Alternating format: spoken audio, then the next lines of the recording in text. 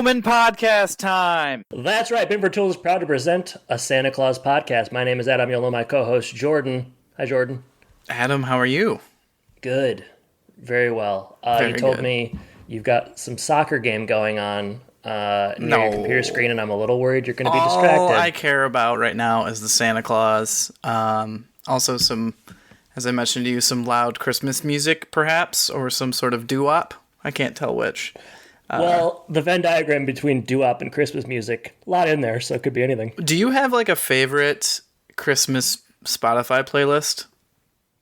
You know, I'm not so in the weeds with stuff like that. You know, it's like I like to listen to like just what it's like classic Christmas. You just do like when you say classic, do you mean like the stuff they usually just play on the radio? Or... I prefer the stuff that they've been playing on the radio for the last 100 years, and it's the same 10 songs over and over again. Sure. Those are the ones I like. Yeah.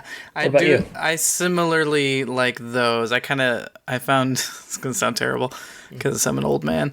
I found one that's like 1940s Christmas or something like that, and it is a bunch of like Bing Crosby, Nat King Cole, Frank Sinatra, stuff like that. I got a Bing Crosby Christmas record that I put on, and that's got pretty much whatever I want on it. Underrated for if you want a little bit more like instrumental is the Peanuts. You know, it's funny, Christmas album? Sam's mom actually just got us the Peanuts CD for Christmas, so we have to find a CD player, but we do have the Peanuts CD. Your computer doesn't have one, I'm guessing. No, not this newer MacBook. My old one did, but hey, you know, it's the thought that counts, and we were very tickled to open that CD, and it's a family favorite of theirs for sure. Yeah, it's a good one. Well, good. I'm glad to hear it. I think I'll like that conversation a little bit more than the article you sent me earlier today. What do you mean? What do you mean? Hey, how are you going to even introduce this? First I want to say, Jordan, chapter 5 of a 6-chapter story here, so we are kind of winding down. I didn't want to mention episodes. it because it was going to make me a little sappy. Okay, yeah. So it went by fast. Here we are in chapter 5, and I don't want to tip my hat to what I thought of this episode, but might I just say that my feelings for this show are like a Christmas roller coaster. Oh. They're very up and down. I can't wait to talk about it. Yeah, I can't wait to talk about it. But instead, before we can talk about it. Okay, I also just wanted to say, Jordan, I did go to our hometown last weekend. Yeah, I saw a picture at Whitey's. Wait a minute. I didn't see the picture, so I don't even know what she posted. It was just like you eating at Whitey's. It could have been worse. Okay, good. I probably had tartar all over my mustache. Best fish in town. Yeah, it was good. It was a good time, and I went by and TP'd your old house that your parents don't live in anymore. Oh, perfect. So They'll be pretty pleased about that. Okay, cool. Did you actually drive by any places? Yeah, I drove by a lot of places. Not your house in particular. You'd be real disappointed. I drove by my old house. You know, I saw the old stomping grounds, the high school. I hadn't seen that they'd moved the tennis courts. I don't get back there very much, so this is all new stuff for me. But it was good to be. You know, they say you can't go home, but I guess I proved them wrong because I did, and it was nice. Yeah, I don't know why people say that because I feel like a lot of people do that. Yeah, just one of those like wives' tales. Speaking of wives' tales, though, let's get into this article. So this. I'll let you take the brunt of this, at least to start. But MysteriousUniverse.org, I want to know how you landed on this article. I sent this to you only so that you could be somewhat prepared. I wasn't expecting you to do a lot of like legwork or reading. I read the whole stupid thing. Okay, well then you probably did more than I did. Okay, so I was captivated. It's interesting. I was thinking this morning, you know, we've been doing a lot of quizzes. We couldn't do a third quiz in a row. We were limited. We got to take a week break and then we'll do another quiz. 2 quizzes a season, I think. So I was like, I got to find something to talk about. And, you know, there's a rich history of blank sightings, Elvis sightings, Loch Ness Monster sightings, Bigfoot sightings. So UFOs. Sure. UFOs. I like that you started with Elvis. Elvis is the biggest one. I mean, that's the one most likely to be true, but we can get into that later. So is there a Wikipedia page for this? No, not reputable enough. So I did some light Google searching, and I found myself on MysteriousUniverse.com in particular. .org. It's a .org website. Oh, they are .org. Okay, yeah. Well that adds some credibility. It's a little bit of panache. Written by Brett Swancer And this is an article entitled The Incredibly Weird World of Real Santa Claus Sightings. Yeah, lots of tags here. This is better than a lot of the websites we end up on, though. It feels a little less spammy. A little bit less, but I don't know if you paid attention to like the trending section on the right. Yeah, I'd like to read a couple of those right now, just to kind of give people an idea of what sort of source we're talking about here. My favorite one, dogmen. Centuries ago, they were known as werewolves. It's all the same, though. I think my favorite was the human monkey soldiers in Russia.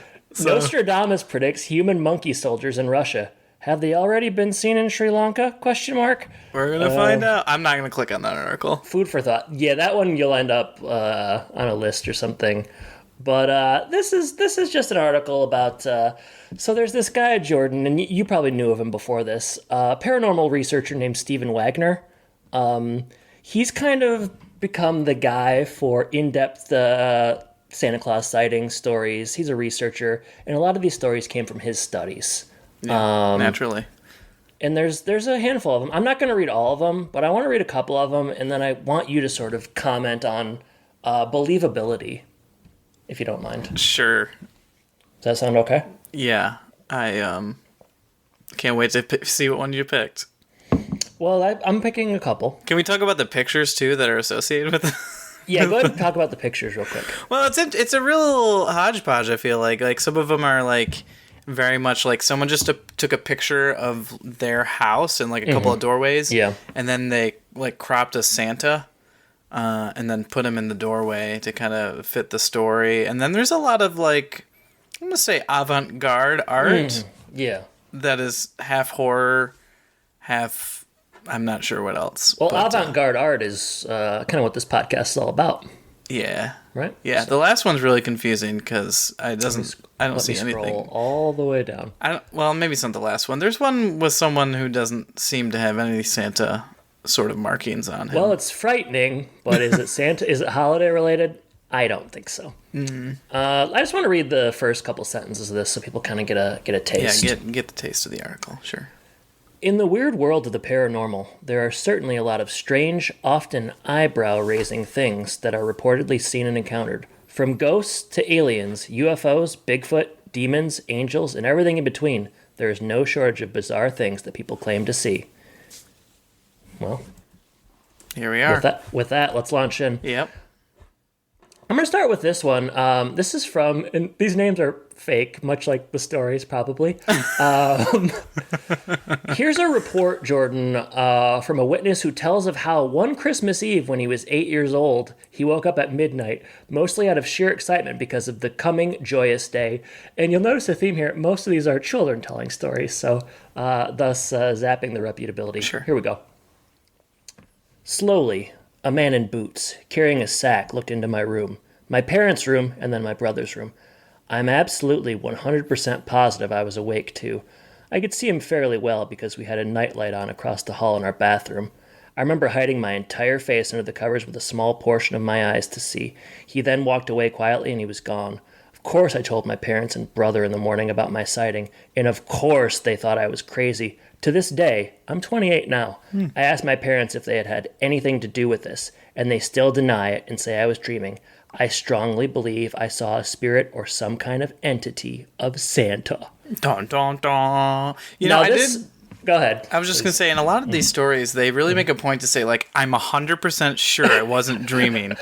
So... Well, that's because it's the first thing someone's going to say to you. Like, you're sure you weren't dreaming? I guess so. It's just funny that they all, like, preemptively say that. So they must have told the story many times, and everybody's like, are you sure you weren't dreaming? And so they started to lace their stories with that comment so they could... Well, it doesn't get more definitive than absolutely 100% positive. Yeah, I mean... That's like given 120% or something like that. So now, Jordan, this came out in 2018. The author was 28. You know who else was 28 in 2018? This is getting suspicious. You. Yeah. I was thinking this might be one of those little seeds for your next Christmas horror thing. So maybe. Yeah. Maybe it's actually you. One witness named Anna, I'm not even going to dignify that, says her encounter happened when she was just 5 years old, so another very young encounter. On this evening, she crept downstairs after hearing something moving around the tree, and to her surprise, she was met with the sight of Santa Claus. He must have felt my presence because he turned around and looked at me. He didn't look jolly or kind and happy like you might expect Santa Claus to look. He looked kind of eerie, like he was staring into my soul. Automatically, I ran into my parents' room and hid under the covers.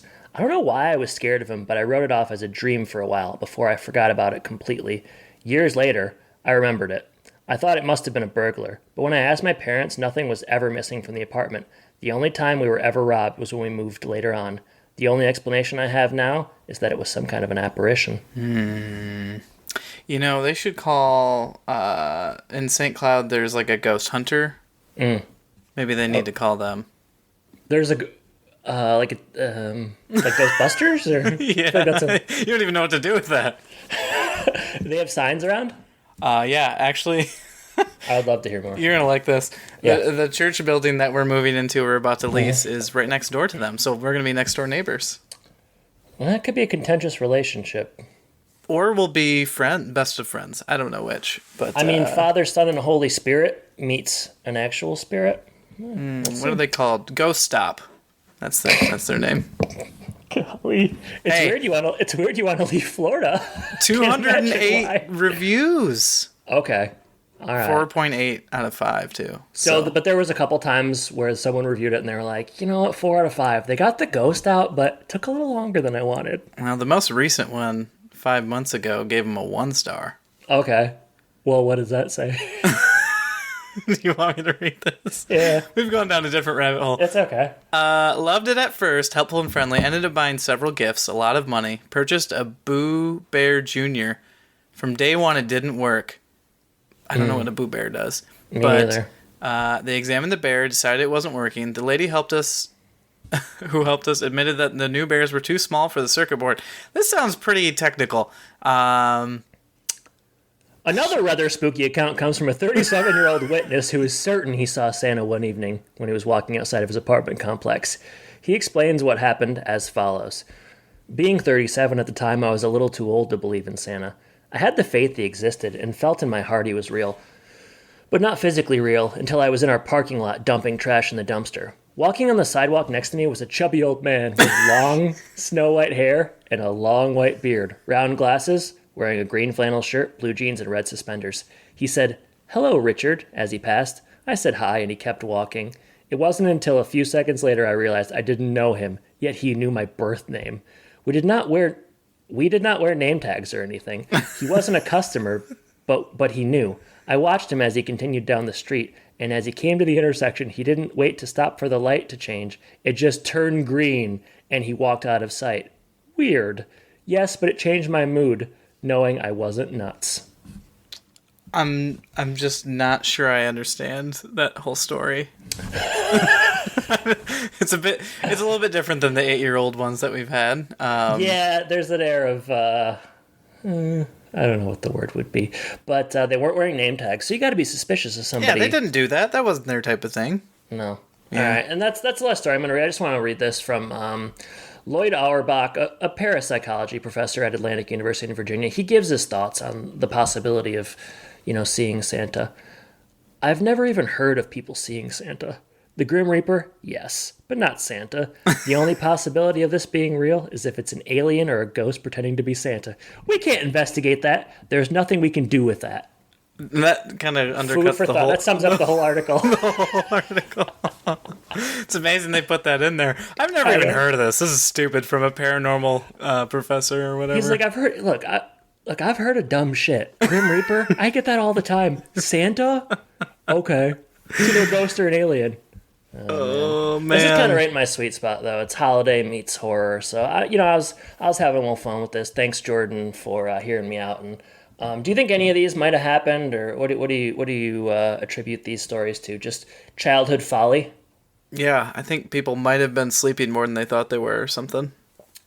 I couldn't have said it better myself. All right, well, Mysterious Universe, we'll be... let's just carve out a podcast for this, or pick an article of the week and sort of discuss it moving forward.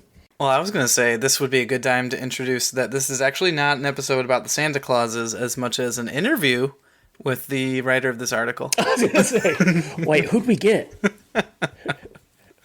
Ladies and gentlemen, Devin Bright, who plays Noel. Oh, man, I wish. Oh, man. Sounds like a It'd be dream. really funny to watch one of these kids like talk about their acting process and the craft. Be real We kind of kind of missed pretentious. an opportunity there. We probably could have gotten somebody. Absolutely, we could have. Well, too late now. We're lucky we're going to do covering? in all 6 episodes.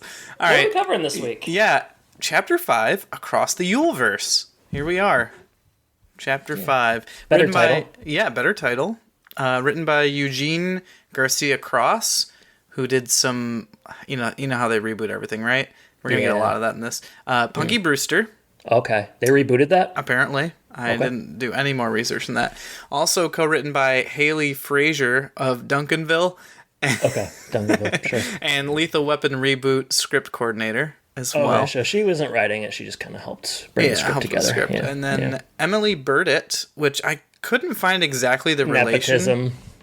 Yeah, I didn't see if it was like wife or My daughter. daughter. Yeah, I just couldn't find it. But also did some acting spots on 30 Rock and I think this was also a writer on Spatium Sororbius. Okay. Sororbius? I don't know. I don't know how to say that. But Yeah, me neither. I don't know how to hear it. yeah, I don't want to hear it either. Okay, directed by Katie Locke O'Brien. Did some AP Bio, Saved by the Bell reboot, and Ghosts, which I've seen commercials for. So Ghost gets a lot of commercials. It does. It does. Cannot comment on whether it's good or not. I feel like every afternoon football game they do a Ghost commercial. Yeah. You enjoying watching the Chiefs? You're going to love Ghosts. Probably would fit in with your article. Also was an actress, recurring role on something called Duncanville. The Hub. Okay. Don't know it.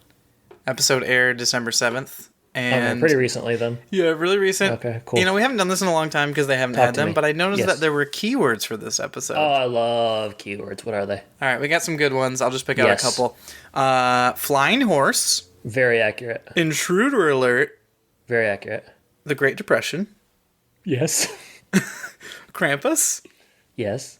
and Change of Mind, which might... Boy, that's got to be a robust tag, doesn't it? That one might have quite a few episodes tied to it. So Yeah. Okay. there's also Vortex, Santa Claus, or Saint Nicholas, Black and White, but those were some of the other ones that were more interesting to me. It's useful stuff. Synopsis: Scott learns the truth about how he became Santa. Alternative title Yeah. time. Okay. 1, 2, 3, 6. Okay, I got a lot, but not 6. Go ahead. I'll start with this one. I mean, sometimes you have 6 and you're like, oh, this is why I have 6. A very depressing Christmas. Oh, yeah. That's not It was bad. a great depression. Yeah, it's not bad. How about Lord of the Elves? Okay. How about Saint Bernard? Great to have him back. I like it. I also have one more elf one, so I'll do it now. Once an elf, always an elf. That's good. Okay. How about Dr. Santa in the Yule-verse of sadness? I'm out of my element, but I did it. My Santa-related one is... Well, I got 2, actually. Santopia. Oh, that's good. But didn't they say that in the episode? I don't think so. I tried to make a list of all the ones they did, but I don't know. worry about Maybe they it. did Okay. Santopia. I'll do one of my singing ones here. This is a reference to a Michael Jackson song. Who, he's canceled, but I'll still do But it. here we are. He's dead also. But you're thinking about my Christmas. It don't matter if it's black and white. It's a good song. All right. I also have a black and white reference one. It's A Santaful Life. That's good. How about on Comet, on Cupid, on Butter, on Blitzen? Definitely your best one. Thank you. My last one is pretty sad. Bye Bye Betty. Yeah, I was surprised by that. Okay, this is another singing one. It's a little bit longer, so just give it room to breathe. All Okay. right. All right. You've lost that Christmas feeling. Now it's gone. Now it's gone, gone, gone. Whoa, whoa, whoa, whoa. Do. That's it. All right. I'd that say all not 6? a bad outing for us. Yeah, the hard thing is we did 11 between us, so it's going to be hard to pick. That is hard. It's going to be And hard you to know pick what? one. We didn't have to do that many, but we did. It just, some weeks it comes, some weeks it doesn't. So. Some weeks you sit at the keyboard waiting for your co-host to hop on and you're like, I only have like 3. I gotta double this. And you come up with 3 more. Real quick. I like to take long strolls, and that's when I'm ruminating on the episode and what could a possible title be. Okay. All right. Do my best thinking there. Let's get into this Across the Yule-verse bad boy. Jordan, I'm back. I'm back in. I like this episode. Hey! I thought it was good. I enjoyed it. And I well, let's discuss it over the next 20 or so minutes. That's the plan. Hand on the shoulder. It was Bernard. We knew it. We're not surprised, right? Yeah. Really? I didn't really understand the clock thing, but yeah, I guess he did freeze him in the first I almost said episode, first movie. So yeah, Bernard's there, but he looks older. Yeah, why is he aging, Jordan? Well, that's perhaps maybe the silliest thing. He has decided to give up his immortality because he met a woman, Vanessa Redgrave. What's the joke here with Vanessa Redgrave? Why is it her? I guess they just picked a famous person they thought would be funny, but I'm on her Disney fandom page. I was trying it to doesn't find say anything about Bernard as a spouse. That is curious. I was like, okay, is she in a movie with him or something? Vanessa Redgrave, best known for Coriolanus, Howard's End, Atonement, Letters to Juliet, 147 credits to her name. She is an Oscar winner, as the episode says. But yeah, I don't really know why they chose her. I think they just kind of chose someone. But yeah, that is why, because being an elf, he shouldn't really age, but he does, of course, look like the actor does in real life. So, but yeah, it was really great to have David Krumholtz back. I don't know that the banter necessarily lived up to the actual excitement of having him, but I was happy to have him back. I enjoyed it. Yeah, a little bit too acerbic, him and Scott. But Bernard met someone, that's why he's aged. Scott kind of just let slip that he knows Simon's ruining Christmas, but he has faith in his ability to sort of right the ship. Bernard is able to freeze and unfreeze the family with a clicker. They kind of come to life, see him, he freezes them again. Bernard says that Scott's got a Santa up, and he's going to get him to do that by kind of showing him the truth about how Scott became Santa, Jordan. Yeah, we're starting to get some It's a Wonderful Life and Christmas Carol vibes here, and I'm definitely I'm digging it. That's the cold open. They get shorter every episode. Well, and they know they've got your attention right now. You had my curiosity, now you have my attention. Bird it. After the cold open, black and white. I was surprised by that. I think it ultimately works, but yeah, it was a bit sudden. Yeah, we're in the olden days, specifically the Great Depression, which you got to have your Disney show tackling the Great Depression. I mean, why wouldn't you? We get a fun face playing Santa here, Jordan. Yeah, I was pretty happy about it. Jim O'Hare, who plays Jerry on Parks and Rec, 195 credits to his name, best known for, Parks and Rec, but films Bad Times at the El Royale, Smothered by Mother, Seeking a Friend for the End of the World, Logan Lucky. I'm always happy when Jim O'Hare shows up in something. Yeah. I thought he was good in this, in a small dose, but he was good. I read that this is the second time he played Santa. I forget what the other appearance though. I didn't write it down apparently. I just thought that was an interesting tidbit. So yeah, well the other guy I'll give a bio for in a second who plays Santa later on. It's his second time playing Santa in 2022. So we got some old Santa stalwarts here. I like it. Jerry is the 17th Santa. Santa 17. Yeah, it's a little bit like James Bond. It's just a moniker that follows you.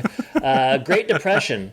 And this is kind of I just kind of had a note here that it felt like this sort of multiverse Yule-verse thing. We're getting a lot of this with Disney lately, Jordan. Yeah, I guess it's all bleeding. It's on everyone's mind. It's in the cultural zeitgeist, I guess. It is. It's not such a big problem because, like you said, there's a history of this kind of thing happening with basic Ebenezer Scrooge stuff, and yeah. So I don't think it seemed particularly cash grabby or lame. But what did you make? Well, a good thing they didn't do Quantum Realm Santa. I wouldn't have even known what to do with that. Yeah. I didn't really understand why, like, he's saying, Scott is saying, like, it must have been really hard to do that in the Depression. Yeah. He's like, we got by, and he's Yeah. like pretty earnest, and he hands out like an orange. And the Why orange is is the orange colored? Yeah, it's weird. Just so that we can tell it's an orange. There's that movie, I've never seen it. It's called Life is Beautiful. Okay. And it's like, it's an Oscar movie, and it's one of those, like, I think it's like a miserable movie, and it's black and white the whole time. But I do think that they do something where, like, at the end, there's some color that comes in with specific objects. So it kind of reminded me of that. But yeah, the orange doesn't hold any kind of significance, really. And they don't do anything else really in that It's just vein, like they so. felt like, it's just like they knew they could do it, so they did it. But yeah, I'm not sure what the thought process was. Just like there. Jurassic Park. They spent so much time thinking about, if they could do it, yeah. not should they do it. Right, So, exactly. Yeah. Classic. Old Santa says he chose the wrong replacement because it wasn't time to step down. So the idea is that Scott stepped down too soon. You get a feeling kind of in your heart when it's time to go, and it wasn't his time yet. Well, and that kind of checks out because at the beginning he doesn't really want to go, and it's kind of the family that convinces him, right? Yeah, as a father, husband, and so on, you got to relate to this where it's like, you want to do what's best for you, but you got to always take into account your stupid family and do what's best for them too, I right? certainly wouldn't put stupid family. I mean, I'm just going off the conversations we have. Yeah. No. I thought I told you to delete those voicemails. Oh, sorry, that's true. Yeah, you're right. It's they've been laying the groundwork. He didn't really ever want to step down, but he was doing what's best for his family, and so he did. We kind of cut quickly here to a new spot. He like walks through a different door, and you just get Krampus kind of chilling by himself, and then he like walks out the door, and they go to a different place. I kind of like the Krampus stuff in this. I thought it was kind of funny.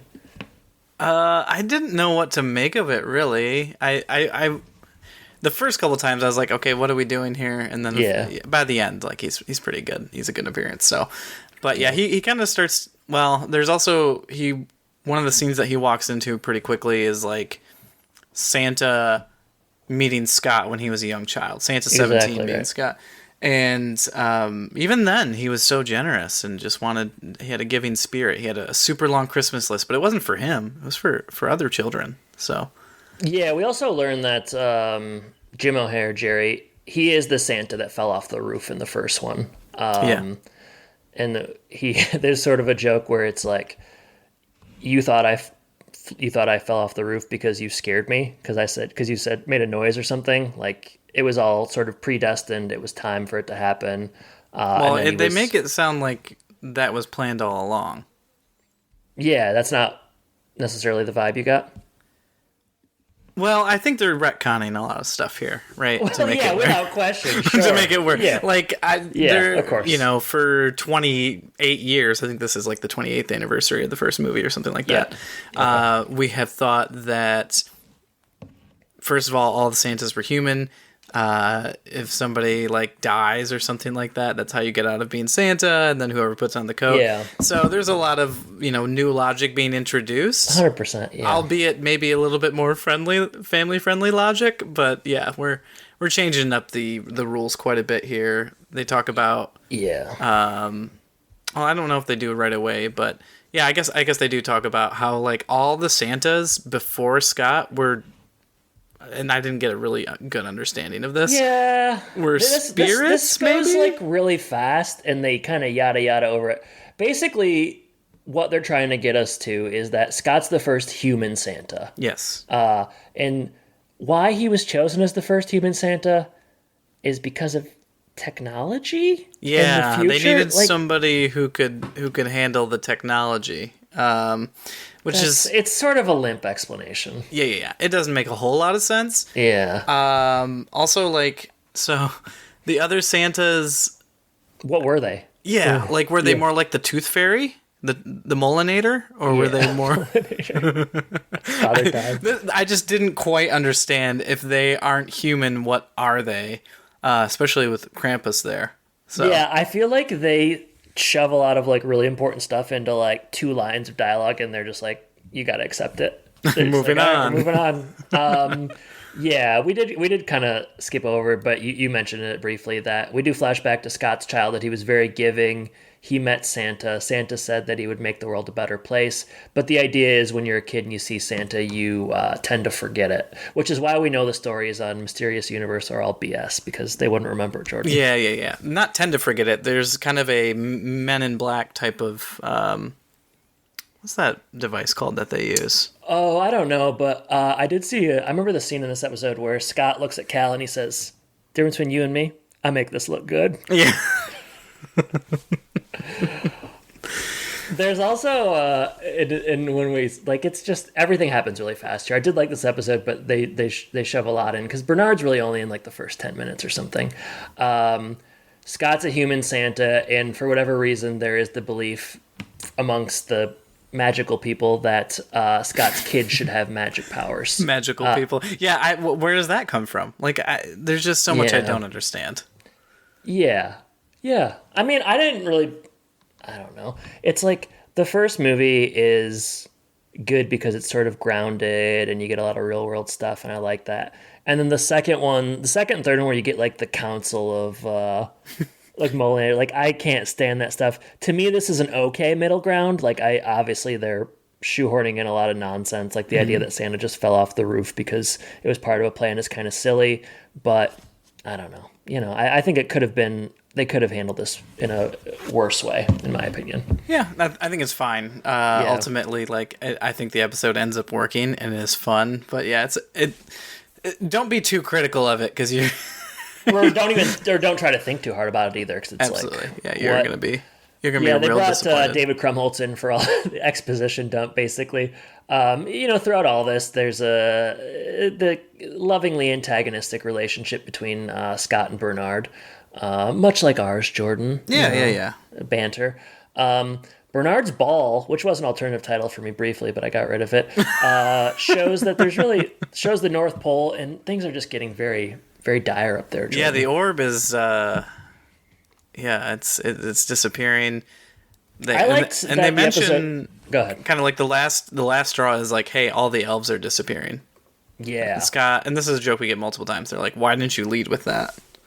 Right, yeah, exactly. Yeah, I think Scott finally by the end of it is getting to a point where he understands the severity of the stuff with Simon and that it really just wasn't his time to step down.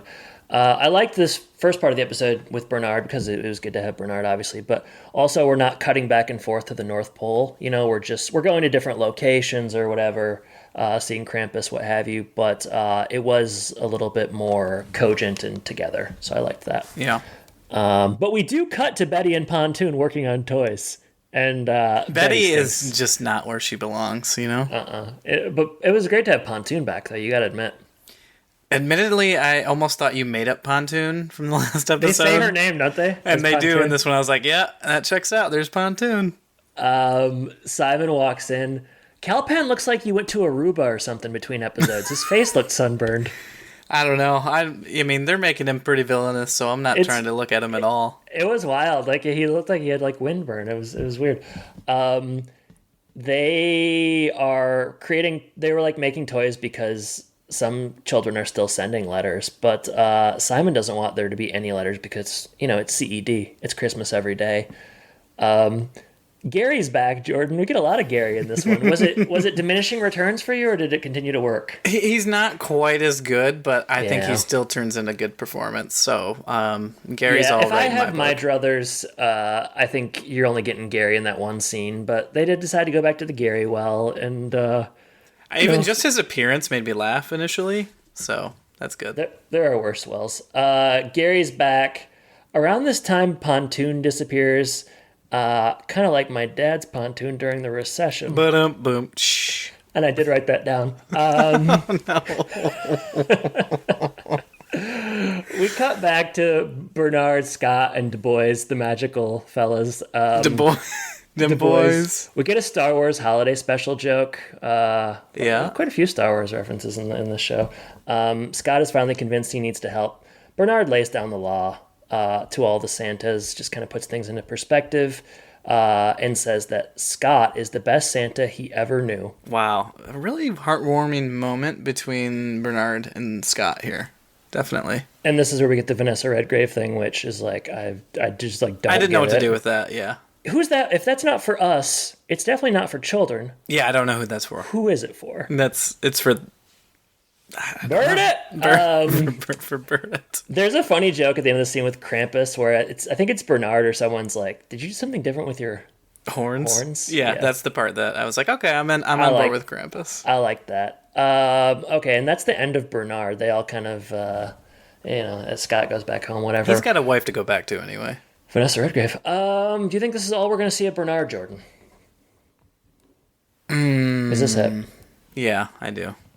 Okay. You think he's gonna come back in the last episode? I think we might get like one more shot of him. Like maybe even if he's not in the room. Yeah, he's like a green screen with waving. Like episode 6, I think they're going to cut to him. I think we'll see one more visual of him, but I don't think we're going to see him with Scott again. And just another question: does the Bernard appearance, live up to the hype? Were you satisfied with it? Did it give you what you wanted? I think it did for me. I personally enjoyed it. I think, as they're explaining stuff, like they're explaining a lot of stuff, and I find his the most engaging, like his just what happened to him and whatever. I don't know. Mm-hmm. So I enjoyed it. I don't know. I think you said it was kind of underwhelming for you, but ultimately you probably did enough. Oh, I like it. I mean, I just wish he was in the whole show. I wish. Yeah. I wish he'd been around the whole time. Instead of like, no offense to Noel, but instead of Noel being there the whole time, if you've got kind of like this curmudgeon relationship with Bernard the whole time, maybe it's more fun. It's definitely more fun. I thought the banter was a little lackluster, but in general, I was satisfied with the appearance. And if this is all we get, hey, I'm satisfied. Yeah. So, because he wasn't in the second one, was he? David Krumholtz, or was he? I know that Curtis is in the third one. Lucky us. That's pretty rough. I just couldn't. Is Krumholtz in the second one? I kind of don't think so, but I could be wrong. I don't know, and this is because we are just really. It's okay. Don't worry. We're really into the weeds here. All right, back home. Scott unfreezes his family. Then we cut back to Simon and the kind of nerdy elf we've been getting arguing because the system is down and they're running out of magic. And Simon says, "Make more magic." He's definitely in Santa Claus too. Sorry. Okay, that's fine. I could not remember. Yeah, okay, that makes sense. There's one place in the North Pole where Spirit's coming from, and it's Grace. Her and Simon have kind of a heart-to-heart. We get a flashback to home life, her mother before she passed away. Pulling at the heartstrings here. Yeah, but not enough for him to make any changes. No, he doesn't seem to. It doesn't seem to work on him. It's really funny. There's like a lot where it's like, promise that you'll give Grace the best life, and he's like, I definitely promise. And we cut back, and I'm like, oh, well, I guess that's it then. It's like, nope. Nope. I'm gonna put Scott in jail in a few moments. Crazy. Yeah, I was just like, I couldn't. I really thought that would sort of be. I thought this heart to heart was gonna. It would have been sort of a anticlimactic. Well, but, at that point, if they did that, maybe the Christmas witch comes in and she's like been trying something all along. Christmas witch. We'll see what her There's still one whole episode for the Christmas witch. It's like, has she been casting a spell on Simon? Oh, no, that's an angle I like. Scott explains everything to his family. They object, and they make a lot of, and these jokes I did not like. A lot of these, like, they say Yule-verse is tired, and they come up with like other names, and they're just like riffing. Mm-hmm. It was kind of bad. Yeah, there was no Santopia. Yeah, it was rough. Scott and Cal both get this like same acid reflux feeling, which I think we're supposed to think is maybe it's like a feeling of magic or whatever. A bit strange to have that, but is this the first time that we have seen Cal or Buddy or whatever we want to call him have anything? They've obviously been laying the groundwork for Sandra. I don't remember him. He said he has dreams where he's like flying. In one of the first episodes, he has like dreams where he's Santa or something. I felt like that was supposed to be. Yeah, I guess that was it, but it was more of like, I'm terrified. It's not as overt as Sandra talking to a freaking horse at a picnic or something, you know? Yeah, they could have, I mean, I don't know. I feel like they could have done a better job with him for that. For sure. But Well, whatever. yeah. Kids laugh off the powers thing, but the family's convinced because the elves are disappearing. You should have led with that, Should like you have said. with that. Yeah. Just as they're about to leave, who comes in? Yeah, what's he been doing? I don't know. Noel, he walks in like I think he got some ice cream, but what's he been doing in the real world? Just up to no good. Evidently. And then Scott not wanting to bring his family, I guess, put them in. Well, I didn't know, was this on purpose or not? It seemed like he left them behind on purpose. Like Okay, everyone's I didn't packing, and necessarily- he's like, I don't Okay. want to get them involved or something. Good news is that even though Scott's gone, Riley's there. So This is how we do. Yeah, it's a Cal cute again. We're getting more Riley than I would have thought. She shows up for game night. The flip the sheep game caused her parents to get divorced. yeah, how do you think that happened? It's a good joke they're keeping running, huh? They The flip the love sheep. this joke. Golly, beating a dead sheep. Oh, better than that horse that's got to fly in a few moments. She delivered. Okay, and this kind of answered my question. I like that the show will like try to solve big problems by just having a character say like 5 words about it. But she says that she sees a shirt that Sandra's wearing. She likes it, and because she likes it, she can order it right now, and it's delivered immediately via a drone. And this sort of clues the family in on what's been happening at the North Pole and everything now, and Simon and all that. Yeah, So. and they also they go outside and they look up, and at least some of them can see the vortex. Just Cal, I think. Yeah, just Cal. Yeah. Yeah. So That's like his power. It's time to go help. Because I just want to say about Riley, this whole thing's kind of a red flag for Cal. You think so?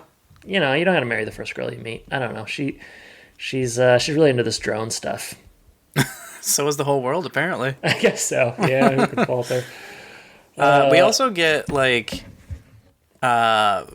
this is where Cal actually does show some of his Santa power. Yeah. I feel like Yes.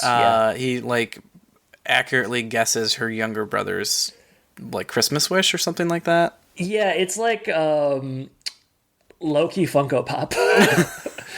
More Disney stuff, I tell you. Just throw them all in. Why? That's right. You got that yeah. Disney synergy going. I so. tell you what. Scott's at the North Pole looking for elves. Betty too. Betty sees Grace playing a harp, and just as Noel's arriving, Betty disappears like the rest of them. Yeah, Betty also Grace knows that the elves are disappearing. So Why can't she talk to her dad? he apparently doesn't want to listen. He says they'll be back or something like that. They also he's kind of barely in this episode. Kind of strange. How many scenes is Simon in?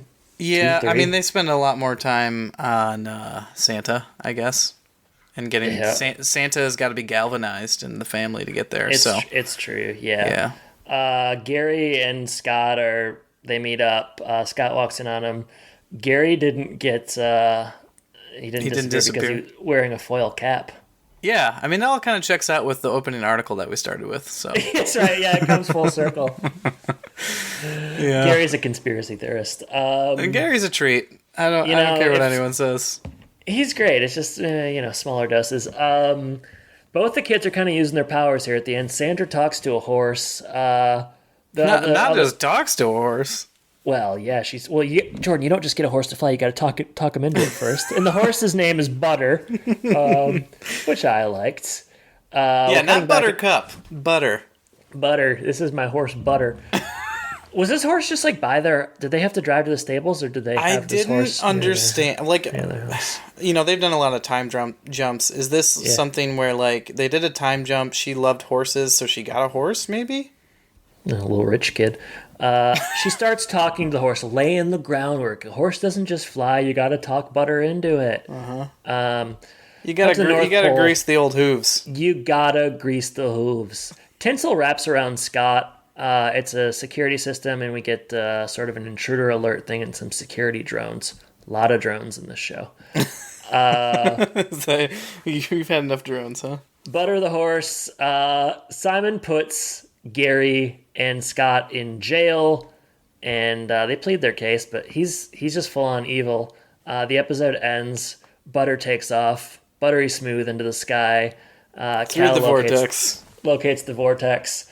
Right as the episode ends, another intruder alert, presumably the family. Simon leaves.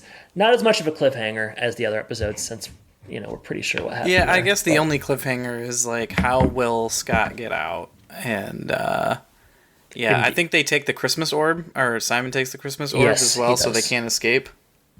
Well, the question is, how will Scott get out, and will Gary get the shakes from not being able to drink for so long? The DT shakes. Yeah, can he get some syrup? Can a brother get some syrup? Come on. I guess we can get into highs and lows and open the questions. Roll credits fade to black across the Yule-verse, a.k.a. But you're thinking about my Christmas, it don't matter if it's black and white. Highs and lows, Jordan.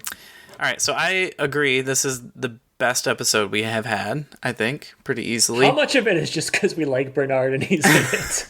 It's 60% Bernard, 40% Jim O'Hare. Yeah, true. Yeah. I just like adult actors, I guess. That's I think they do some interesting things here, and having like an engaging backstory where, some of it's a bit suspect, but at least they don't dwell on it too much. It's like, this is what happened. It's kind of interesting. Like I don't know. The technology thing is like really dumb, but whatever. This is your highs and lows. I'll stop interrupting. Yeah, shut up. Sorry. Be quiet. Yeah, so lows, I guess they are retconning like so much backstory and so many things that, kind of change a little bit how you view the first couple of films. That's what these things do. And I'm still a little fuzzy on the Santa before human aspect of things. What were those? There's a lot of open questions. Like, do the elves know about this whole situation? Did the elves only come into being when Scott? I just don't know. Yeah. Highs, obviously Bernard. 10 out of 10. David Krumholtz. Just always a pleasure. Always a pleasure. If they could have got him for the whole show, I don't think we're both fine in the show, but that would have been good. I do think they did a pretty good job in this episode and the last couple episodes of it's about Santa and Christmas, so stakes, Yeah. Yep. But stakes are at least engaging enough to be like, hey, people are gonna lose out on some stuff, so it's at least interesting for a kid show. Yeah. What else? I feel like, although Cal's character kind of takes a complete turn, he's no longer a doofus, I feel like. Yeah. He is more likable, so that's good. And Gary. Yeah. Gary's a high. Okay, Gary's still good. I think that they maybe overdid it with Cal in the beginning. Yeah, it was pretty cartoonish. Yeah, exactly. Yeah. So I don't know if I had any other notes that I wanted to call out. Yeah, I don't get the Vanessa Redgrave thing, so that's lost on me. But everything else, it's okay. Yeah, it's definitely the best episode we've had. I'm glad, and it's going to be hard to follow that one, I guess, for episode 6. We'll talk about it after. Highs. They cover a lot of ground in this episode, and they managed to do it in a way that wasn't as exhausting as some of the other ones. Like I said earlier, I liked how the stuff with Bernard and Scott was just Bernard and Scott were not cutting to the North Pole and seeing what Grace and Betty and Simon are up to.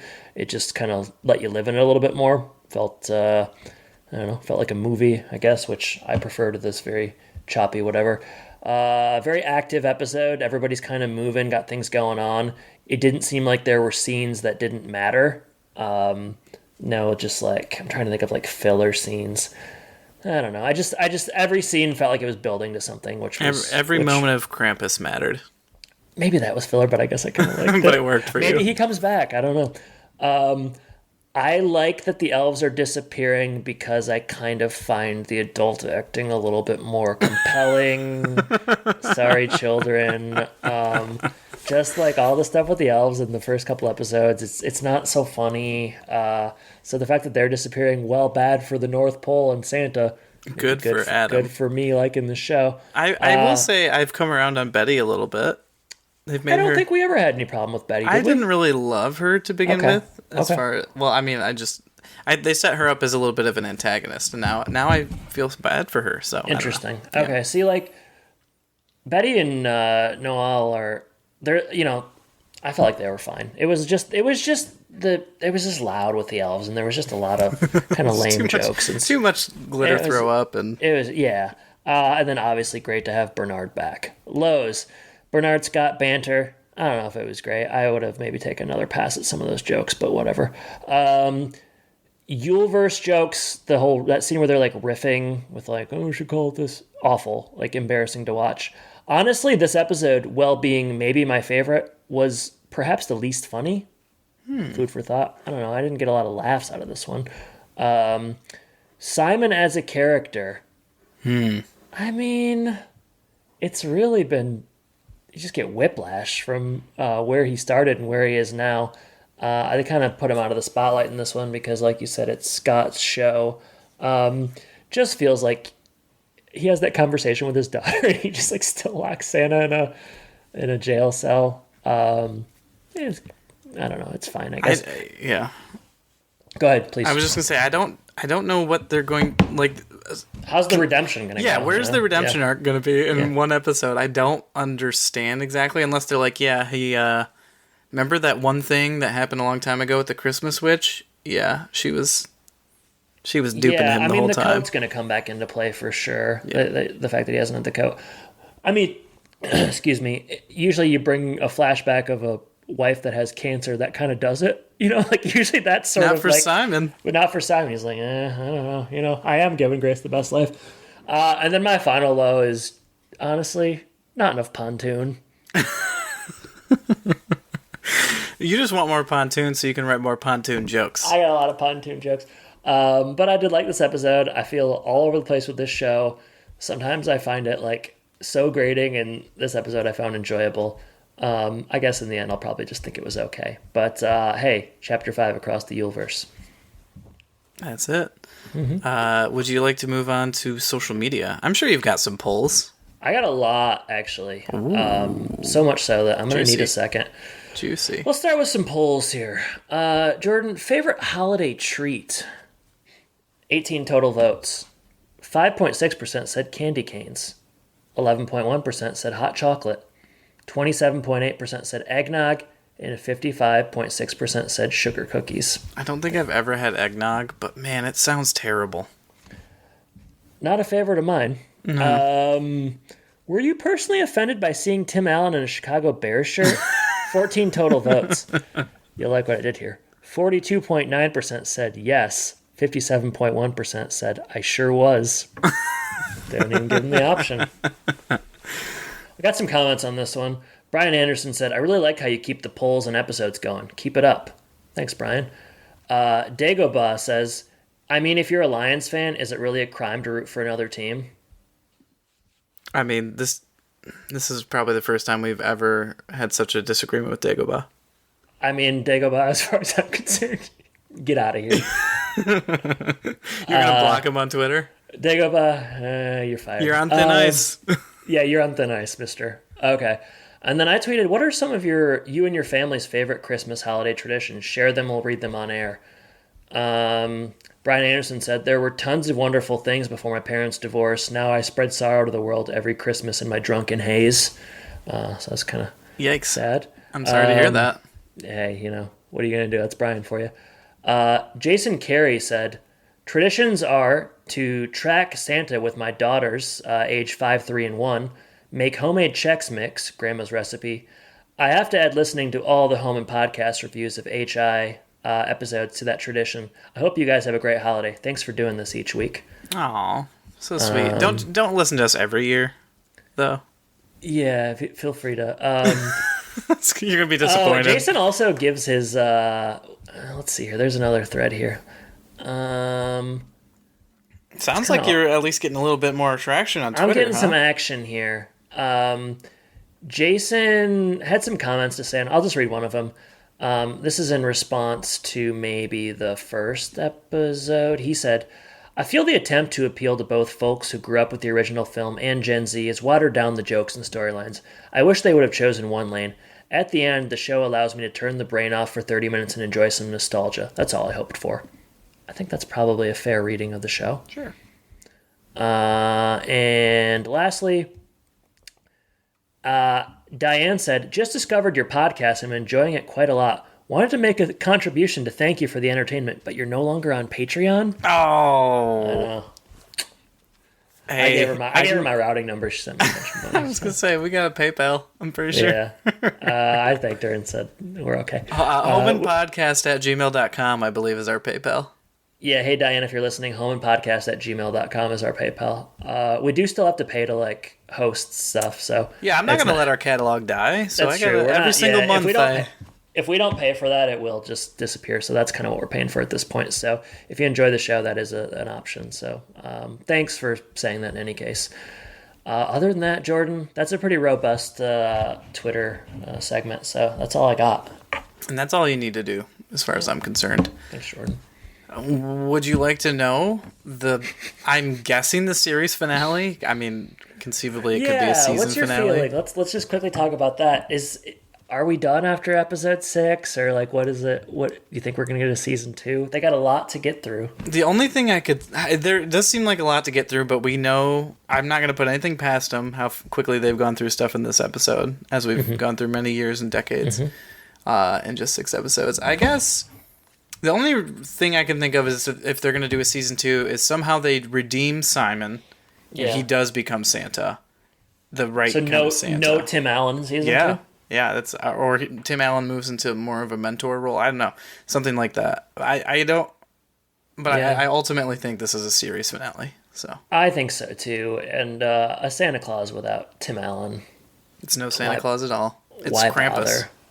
Maybe they'll do a season 2 Krampus. Krampus Claus. All right. What is the name of the? This was the penultimate. What is the name of the finale, as far as we know? Chapter 6. A Christmas to Remember. Oh, no, just vague enough, Anything could happen. The shoes off the bed, the successes clause. Well, they've gotten better with the names. Wow, I mean, there's a lot. I don't know. They got a lot to do in this finale, but with multiple like year-long time jumps, the show can handle it. I'm sure of it. Yeah, I wonder if the episode will be slightly longer for a finale, or it'll just be like the same. I don't know. We'll see. With any luck, it'll be like 3 hours. Oh, I hope not. Play our cards right. Well, I don't have anything else, Jordan. Anything for Facebook or not really? No, I don't think. I haven't even checked, honestly. Don't worry about it. Don't worry about it. We got enough going on. All right. Well, hey. Until next week with the finale of the Santa Clauses, which is titled A Christmas to Remember. Jordan, thank you for joining me. Listeners, thank you for listening. And I guess I should say, take care. Take care, everybody.